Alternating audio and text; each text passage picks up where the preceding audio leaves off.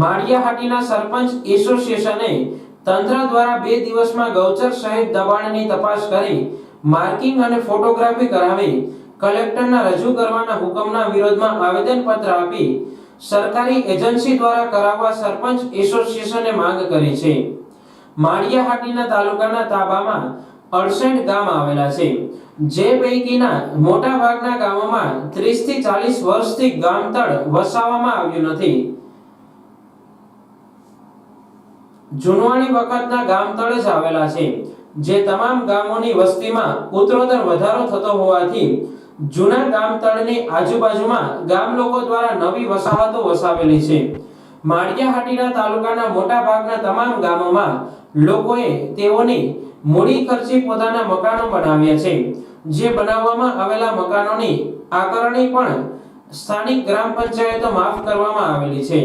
તેમ છતાં પણ તે મકાનો કાયદેસર કબજા હકે કરવામાં આવ્યા નથી। ગામતળના દબાણોની માહિતી મુજબ ગામતળના દબાણ દૂર કરાવવામાં આવશે તો મોટા ભાગના ગામોમાં હજારો લોકોની જિંદગીભરની કમાણીથી બનાવેલ મિલકતોનો મોટા પાયે નુકસાન થવાની પૂરેપૂરી શક્યતાઓ છે। આજરોજ અમે માળિયાહાટીના એસોસિએશન બધા સરપંચશ્રીઓ તેમજ સમસ્ત ગામજનો પણ અમારી હારે છે। તાલુકા પંચાયતના સદસ્યો, જિલ્લા પંચાયતના સદસ્ય બધાને સાથે રાખીને આજરોજ અમે માળિયા પ્રતિસિંહ તાલુકા વિકાસ અધિકારી સાહેબ તેમજ પ્રતિસિંહ મામલતદાર સાહેબને આવેદનપત્ર આપેલું છે કે અમને જે જિલ્લા વિકાસ અધિકારીએ લેટર કરેલો છે કે 2 દિનની અંદર સુના માપણી કરવી તેમજ ગામતળની લાગુ ભેણની અંદર જે દબાણો છે એના પણ હદ નિશાન નક્કી કરીને અને ફોટોગ્રાફી કરીને આપવા। એ વસ્તુ પંચાયત દ્વારા કોઈથી શક્ય નથી। અમે કોઈ એ વસ્તુ કરવા માંગતા નથી, કારણ કે હદ નિશાન છે એ કોઈ DLR જ નક્કી કરી શકે। અમે અમારી માલિકીની જમીન પણ અમારે માપણી કરાવવી પડે છે, તો આ અમે કોઈ વાતે શક્ય નથી। અને અમારો મહત્વનો અને અગત્યનો મુદ્દો એ છે કે મારા ગામની અંદર તેમજ માળિયા તાલુકાના તમામ ગામોની અંદર કે જ્યાં 35-40 વર્ષથી નવા ગામતળો આપવામાં આવ્યા નથી અને ગામતળને લાગુ ભેણીમાં જે લોકોએ ગરીબ માણસોએ પોતાની આજીવનની આજીવિકા ઊભી કરીને અને રહેણાંક હેતુના જે મકાન બનાવ્યા છે એને આકારની પણ પંચાયતોએ કરી દીધેલા છે, તો એને કાયમીનો હક આપવો આ અમારી બધાની લાગણી અને માગણી છે। અને જો આ વસ્તુ કરવામાં નહીં આવે તો અમે બધા સરપંચશ્રીઓ છે એ ધરણા ઉપર બેસશું અને અમે બધા રાજીનામા આપવા પણ તૈયાર છે અને બધા કામનો પણ બહિષ્કાર કરશું કે અમારે કોઈ પણ વિકાસના કામો છે એનો પણ બહિષ્કાર કરશું, જેનાથી માળિયા તાલુકાના તમામ ગામોમાં પરિસ્થિતિ વિકટ બનશે।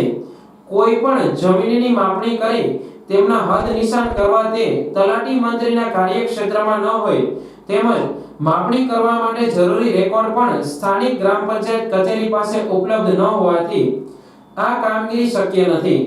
માળિયાહાટીના તાલુકા તાબાના તમામ ગ્રામ પંચાયતોનો ઉગ્ર વિરોધ હોવાથી ગામતળના દબાણો દૂર કરાવવાની કામગીરી તાત્કાલિક ધોરણે રોકી તેના બદલે આકારણી કરેલ મિલકતોને તાત્કાલિક ધોરણે કબજા હકે કરવા યોગ્ય હુકમ થવા તેમજ સીમતળની ગૌચર તેમજ સરકારી ખરાબાની જમીનના હદ નિશાન કરાવવાની કામગીરી DILR કચેરી તેમજ અન્ય લાગતી વળગતી કચેરીને આદેશ કરવાની માંગ આવેદનપત્રમાં કરેલી છે। સરપંચ એસોસિએશનની આજે મિટિંગમાં નિર્ણય લેવામાં આવ્યો છે કે જે સરકાર દ્વારા હાઈકોર્ટ દ્વારા જે કંઈ કાગળ આવ્યો હોય એ DDO શ્રી દ્વારા અમને કાગળ આપ્યો કે 2 દિવસની અંદર તમે ચૂનાના નિશાન કરી અને જગ્યા નક્કી કરી લ્યો। આવું ગ્રામ પંચાયત કોઈ હિસાબે કંઈ કરી શકે એમ નથી। આ મોટો આક્રોશ સરપંચો અને ગામજનોમાં છે અને સરકારમાં વહેલામાં વહેલી તકે આ વસ્તુનો નિર્ણય લે અને સીધું સરપંચ ઉપરની નો નાખી દે અને અધિકારી થ્રુ કામ કરાવે તો ગ્રામ પંચાયતને આમાં કંઈ લેવા દેવા નથી અને ગ્રામ પંચાયત એસોસિએશન આ બાબતનો સખત વિરોધ કરે છે।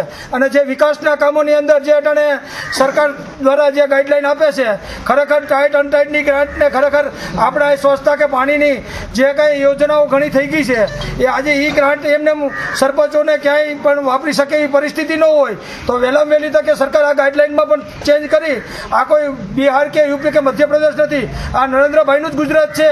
અને આજ મારા ગામની વાત કરું તો 2.5 કરોડ રૂપિયાનું વાસ્મો યોજના હેઠળ કામ થઈ ગયું, 100% કનેક્શન થઈ ગયા છે। તો અમારે આ પૈસા ખોટી રીતે ન વેડફાય અને સરકારને સરકારના રૂપિયાનો ઉપયોગ લોકોના હિત માટે થાય એવા અમે સરકારશ્રીને નિવેદન કરીએ છીએ કે કાંઈ પણ જે કાંઈ રીતે ફેરફાર થતો હોય તો સરપંચોને અને આગેવાનોને વિશ્વાસમાં લઈ અને વધારેમાં વધારે લોકોને મદદરૂપ થાય. અમે સરપંચના પ્રતિનિધિ તરીકે બેઠા હોય ત્યારે અમારી જવાબદારી હોય ગામના લોકોને જવાબ દેવાની. ત્યારે આવો ચોમાસું હોય અને ખૂબ મોટી મુસીબત છે ત્યારે આ બધી ગાઈડલાઈનોમાં ચેન્જ કરી અને બધાને વિશ્વાસમાં લઈને આ કામને સરકાર મહત્વ આપી અને જે ગાઈડલાઈનમાં ફેરફાર કરવો પડે એ કરે એવી અમારી માંગણી છે.